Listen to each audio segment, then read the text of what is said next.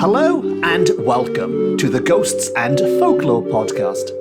I'm Mark Rees, and on each episode, I investigate a different, weird, and wonderful subject. And on this episode, we are going back to Monmouthshire for some incredible, supposedly real-life accounts of ladies in white, some good old death omens, a haunted bush. Yes, what other podcast gives you a haunted bush? And if that wasn't enough, we've got some strange goings-on around a house owned by a member of Led Zeppelin. All that and more coming up on this episode. And so, to begin at the beginning. And as regular listeners will know, earlier this year, I took a quick look at a short and rather overlooked book, a long-lost book called Ghosts of Monmouth, that was first published in the 1960s and is effectively, it's a collection of local newspaper stories and accounts of strange events in and around Monmouthshire. It was compiled by an archaeologist, so not a folklorist or a ghost hunter, but an archaeologist called Stephen Clarke. And one of the amazing things about doing this podcast is that after I put that episode out into the world, some people who knew Stephen actually got in touch with me to tell me how passionate he was about not just the ghost stories, but just sharing knowledge in general. So it's wonderful to get that feedback. And so this episode is very much dedicated to Stephen once more. We're going to head back to the 1960s and have a quick look at a few more of these fantastical accounts he recorded. And the first one, quite appropriately coming to us from an archaeologist, comes from the Kimmin, a hill overlooking Monmouth whose summit was developed in the late 18th century into a fashionable pleasure ground by the local gentry. So there's a famous roundhouse you can see there today and a naval temple. And this was, back in the good old day, it was a popular place for people with a bit of money and a bit of leisure time to go and spend their time. And nowadays, it's a great place to go if you want panoramic views looking out over Monmouth and the Wye Valley and the surrounding beauty spots. But if that wasn't enough, and you do need more than nice panoramic views to qualify for this podcast, if that wasn't enough, it's also, so Clarke tells us, not without its restless spirit. So, it's a place to go if you want to see ghosts, or at least one ghost, because more specifically, we are told the ghost of a man is said to haunt one of the many paths on the hill. He is said to be dressed in 18th or 19th century clothing with a high hat, which, of course, does tally up nicely with that history, with the idea that this place in centuries gone by was a popular place for the gentry who might have worn these high hats when they were going to their pleasure ground. That being said, looking at the description of this apparent ghost, pleasure seems to be the last thing on their mind. In fact, we are told he has to quote, a sinister reason for making his appearances, because in good old Welsh folklore fashion, this man appears to be a death omen. And it wouldn't be an episode of this podcast without at least one death omen creeping in. But, to quote, I am told that when he is seen, it foretells the death of someone living on the hill. He also appears to be most unsociable, for those who have plucked up the courage to speak to him have received no reply.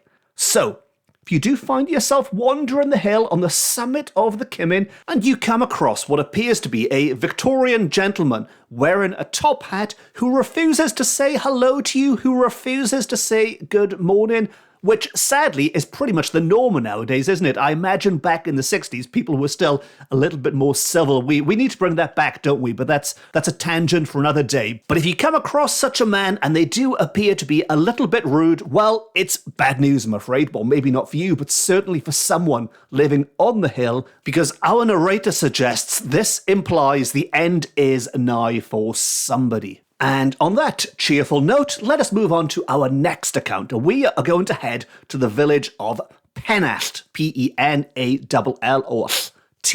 a couple of miles south of Monmouth. And this story has a good old woman in white and a haunted Victorian mansion. This episode really is like a checklist of all the classic Welsh spooky stuff. We've had the Death Omen and the Victorian Gentleman. This one has a Victorian mansion and a woman in white. And we are told that the restless spirit of a woman, appropriately dressed in white, is the local ghost at Penallt, which does make her, certainly in the 60s, sound like something of a celebrity of sorts. Not a ghost, she is the local ghost at Penallt. And the reason she's haunting this picturesque part of the world is that she, to quote, ended her earthly existence in what was, at one time, a millpond near the Generals. No one knows why she was driven to this act of self-extermination.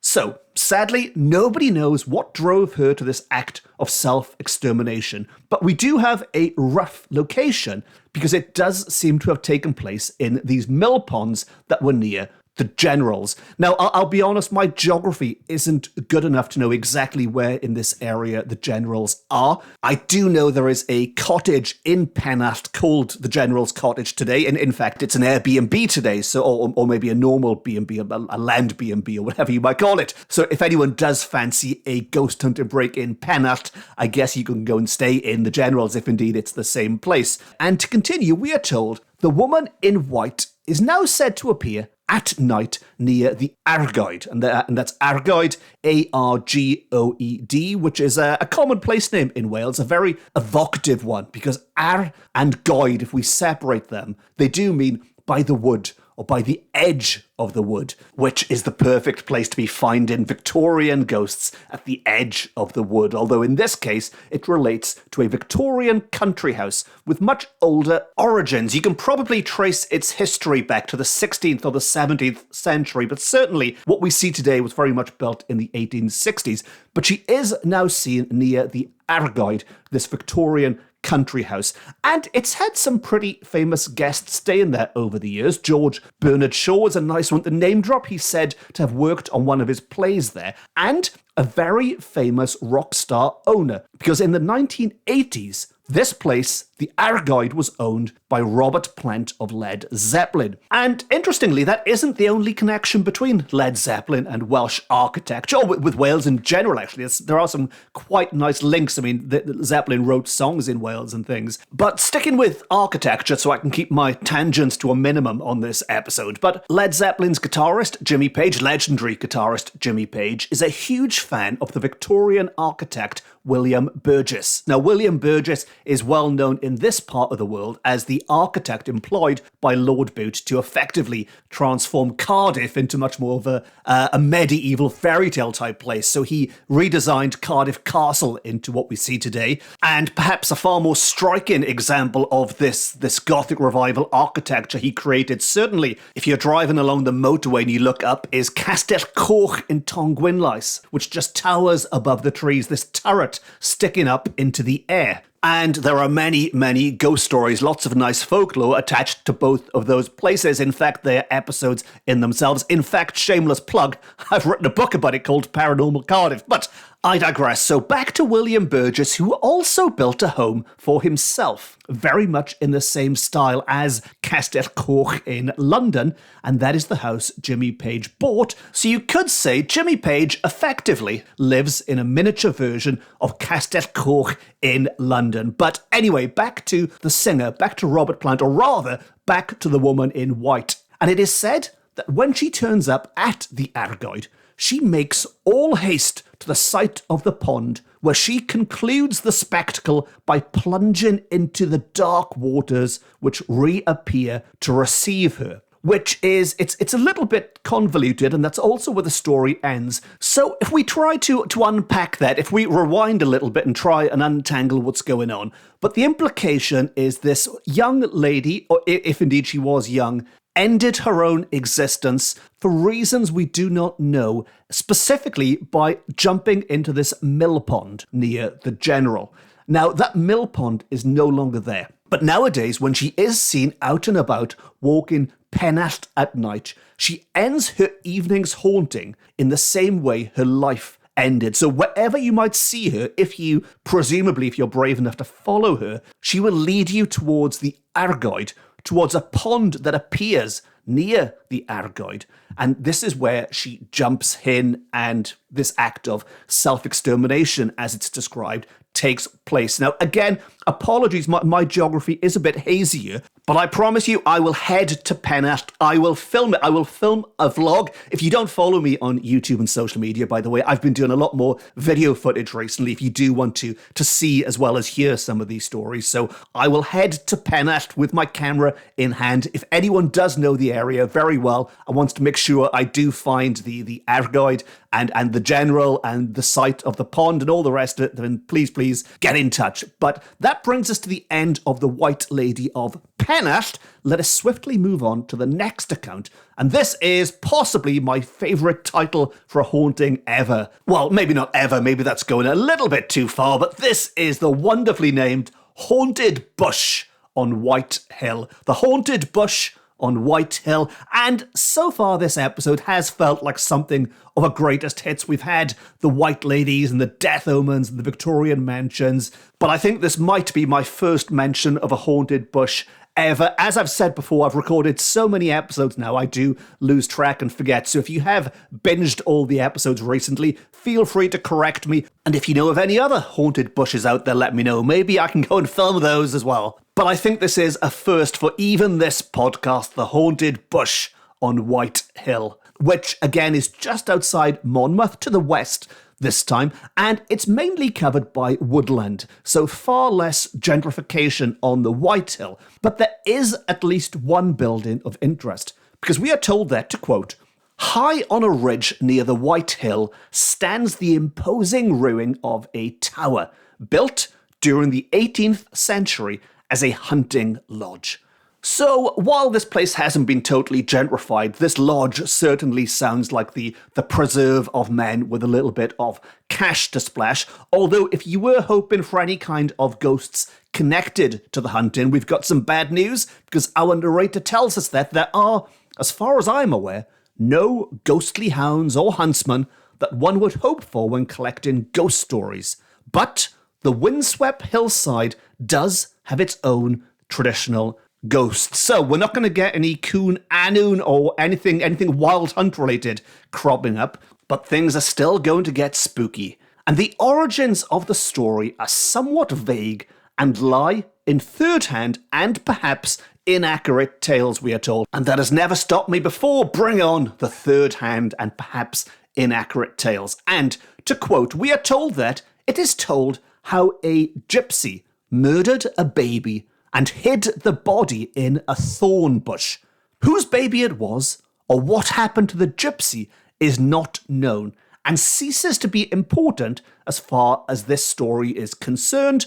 Full stop. And I'm going to interrupt quickly here, because maybe in the 50s and 60s you could say things like, a gypsy murdered a baby and hid the body in the thorn bush. Why? Well, that ceases to be important as far as this story is concerned. I would argue, in fact, it's very important. You can't just go blaming a random person for murder most foul. It was a gypsy. Well, there's just as much chance it was the milkman or someone for all we know. But all I can do in this case is relate the information to you as it is written down in this particular account, because sadly, I have no other information for it. All I can do is base it on what they say, even when there are frustrating potential inaccuracies like that sneaking in. But what is known, they don't know about that, but what is known is, to continue, that what has been remembered is that soon after the murder, the area around the thorn bush was dubbed haunted ground. And as a result, casual wanderers and disinterested workers alike have been startled by the cries of a baby coming from the bush, and no amount of probing has revealed an explanation to those who have heard the cries. So what seems to be going on here is a mixture of fact and fiction, maybe, or maybe fiction's the wrong word, but certainly hearsay, things we can't corroborate. But the story, if you choose to believe it, is that a gypsy or somebody else did indeed commit murder most foul, and the infant was discovered in this bush. As a result, when these accounts were recorded in the 1950s and the 1960s, people, wanderers as they're described, people walking past are hearing the sounds of a baby crying coming out of this bush. And while the origin about what actually happened there might be a little bit fanciful, maybe that needs to be taken with a pinch of salt, that doesn't take away from the fact that people in more recent times are indeed reporting hearing such phenomena in this area. Maybe you've heard it yourself. There you were, just out on a leisurely Sunday stroll, and the whole thing was shattered by the sounds, unearthly sounds of this cry coming from a bush. Again, I keep saying it in this episode. Sadly, I have no idea if this bush is still there. But again, if you are familiar with Monmouthshire, or if you are familiar with Whitehill, and you might know where this bush is, that's yet another thing to add to my to-be-filmed list. Anyway, moving on, and I'd like to wrap up this episode with some personal accounts from a Mrs. E. Sadly, we don't have the full name. All we have is the initial. Mrs. E, E for elephant. Actually, I won't call her Mrs. Elephant, but Mrs. E, not Mrs. Elephant, who was nearing 70 years of age at the time these accounts were recorded. And when you consider this book was published in the 1960s, I think it's safe to assume she was born in the late Victorian age. She lived through 2 world wars and was still going strong, talking about ghosts in the swinging 60s. What a life she must have had, what things she must have seen and heard, including, it would appear, a ghost story or two. Now, she spent her childhood in the Tregar district, which is a small, ancient rural parish in Monmouthshire, Tregare, just north of Raglan. And it's set in open farmland on the old coaching route between Abergavenny and Monmouth, so historically, it would have seen the regular traffic of stagecoaches passing through. There's a couple of former coach houses on this route that still survive, converted into homes and things, but as regular listeners will know,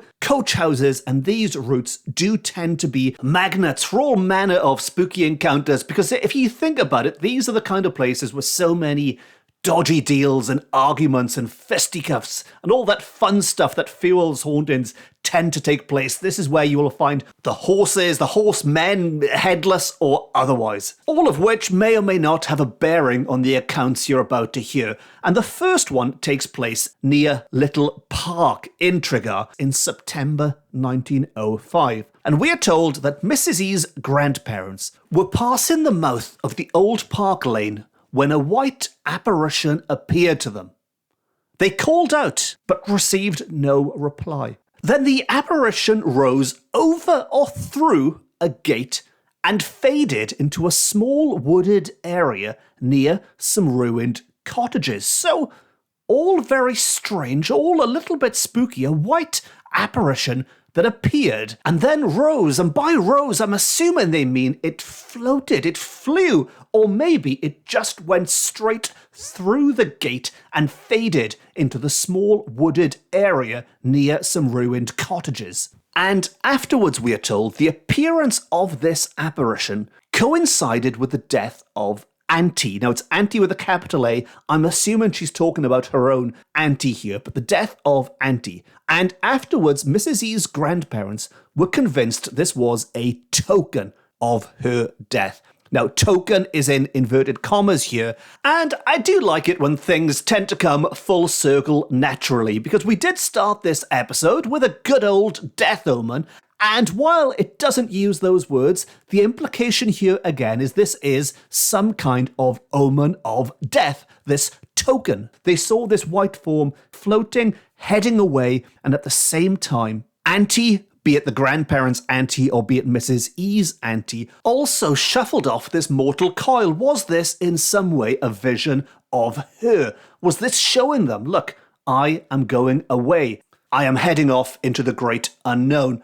And while that's the end of that particular account, it's not the end of Mrs. E's account, and maybe these others will help shed a little light on it, like this next one, which takes place in December of the same year.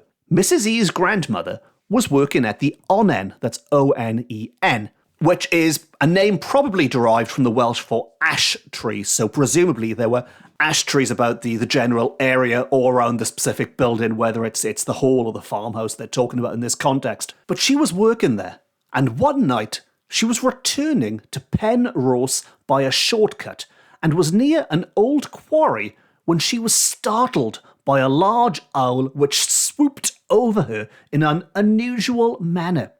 At the same time, something brushed her with a flutter, which could not be attributed to anything material.